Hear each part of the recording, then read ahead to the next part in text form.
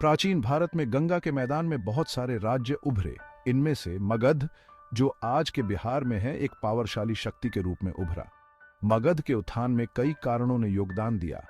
गंगा नदी के आसपास की उपजाऊ भूमि ने एक मजबूत कृषि आधार प्रदान किया। इस क्षेत्र में लोहे के अयस्क के भंडार तक पहुंच के कारण मगध बेहतर हथियार विकसित कर सका। इससे उन्हें अपने प्रतिद्वंद्वियों पर सैन्य लाभ मिला। छठी शताब्दी ईसा पूर्व में स्थापित हर्यंक वंश ने मगध के इतिहास में एक महत्वपूर्ण मोड़ दिया। वंश के संस्थापक बिंबिसार गद्दी पर बैठे और एक पावरशाली साम्राज्य की नींव रखी। वह एक चतुर शासक और एक कुशल स्ट्रेटेजिकार थे। उनके शासनकाल में मगध ने विस्तार और समेकन के पथ पर एम्बार्क्ड किया, जिसने उसके भविष्य के डोमिनेंस की नींव रखी। हर्यंक वंश ने लगभग 100 वर्षों तक शासन किया। इस अवधि के दौरान उन्होंने मगध को एक छोटे से राज्य से एक पावरशाली साम्राज्य में बदल दिया। वंश के शासनकाल में महत्वपूर्ण राजनीतिक, सामाजिक और सांस्कृतिक विकास हुए। यह प्राचीन भारत के इतिहास में एक महत्वपूर्ण अवधि मानी जाती है। हर्यंकों ने मौर्य साम्राज्य के उद्भव का मार्ग प्रशस्त किया, जो अपने शासन में अधिकांश भारतीय सबकॉन्टिनेंट को एकजुट टैक्स सेगा। हर्यंक वंश के संस्थापक बिंबिसार को मगध साम्राज्य की नींव रखने का श्रेय दिया जाता है। वह शासन के प्रति व्यावहारिक दृष्टिकोण वाले एक दूरदर्शी नेता थे।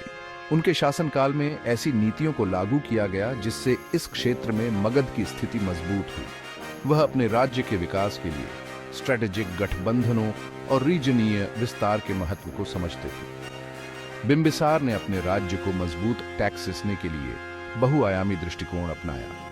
उन्होंने आंतरिक समेकन और बाहरी विस्तार पर ध्यान केंद्रित किया।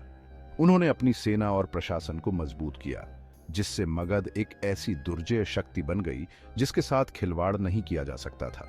वह अपने राजनीतिक लक्ष्यों को प्राप्त टैक्सेसने में कूटनीति के महत्व को भी समझते थे। उनका शासन सैन्य विजय और स्ट्रेटेजिक गठबंधनों दोनों द्वारा चिह्नित किया गया था, जो उनके राजनीतिक कौशल को प्रदर्शित टैक्सेसता है। उनकी सबसे महत्वपूर्ण उपलब्धियों में से एक राजगृह, वर्तमान राजगीर को मगध की राजधानी बनाना था। राजगृह, जिसका अर्थ है राजा का घर, स्ट्रेटेजिक रूप से स्थित एक ऐसा शहर था जो 5 पहाड़ियों से घिरा हुआ था। यह प्राकृतिक किलाबंदी आक्रमणों से सुरक्षा प्रदान टैक्सेसती थी। बिंबिसार के शासनकाल में यह शहर राजनीतिक, आर्थिक और सांस्कृतिक गतिविधियों का केंद्र बन गया। यह फैलते हुए मगध साम्राज्य की राजधानी के रूप में फला फूला। बिंबिसार समझते थे कि रीजनीय विस्तार मगध के विकास के लिए महत्वपूर्ण है। उन्होंने अपने लक्ष्यों को प्राप्त टैक्सेसने के लिए सैन्य कॉन्क्वेस्टों को स्ट्रेटेजिक गठबंधनों के साथ मिलाकर दो तरफा रणनीति अपनाई। उसने पड़ोसी राज्यों के खिलाफ अभियान का नेतृत्व किया, जिससे मगध के क्षेत्र और इन्फ्लुएंस का विस्तार हुआ। उनकी सैन्य सफलताओं ने उन्हें प्राचीन भारत में एक पावरशाली शासक के रूप में स्थापित किया। कूटनीति के महत्व को पहचानते हुए बिंबिसार ने स्ट्रेटेजिक गठबंधन भी बनाए। वह समझते थे कि कुछ राज्यों के साथ शांतिपूर्ण संबंध बनाए रखने से वह अपनी एक्सपेंशनवादी महत्वाकांक्षाओं पर ध्यान केंद्रित कर सकेंगे। मगध के इन्फ्लुएंस का विस्तार टैक्सेसने में उनके डिप्लोमासी कौशल ने महत्वपूर्ण भूमिका निभाई, बिना निरंतर युद्ध में शामिल हुए। बिंबिसार के शासनकाल के सबसे उल्लेखनीय पहलुओं में से एक वैवाहिक गठबंधनों की उनकी नीति थी। उन्होंने पावरशाली राज्यों की राजकुमारियों से विवाह किया, जिससे उनकी मित्रता और समर्थन सुरक्षित हुआ। इन गठबंधनों ने न केवल संभावित खतरों को बेअसर कर दिया, बल्कि मगध को संसाधनों और व्यापार मार्गों तक पहुंच प्रदान की। कोसलन राजकुमारी, लिच्छवी राजकुमारी और मद्र राजकुमारी से उनका विवाह इस रणनीति के प्रमुख उदाहरण हैं।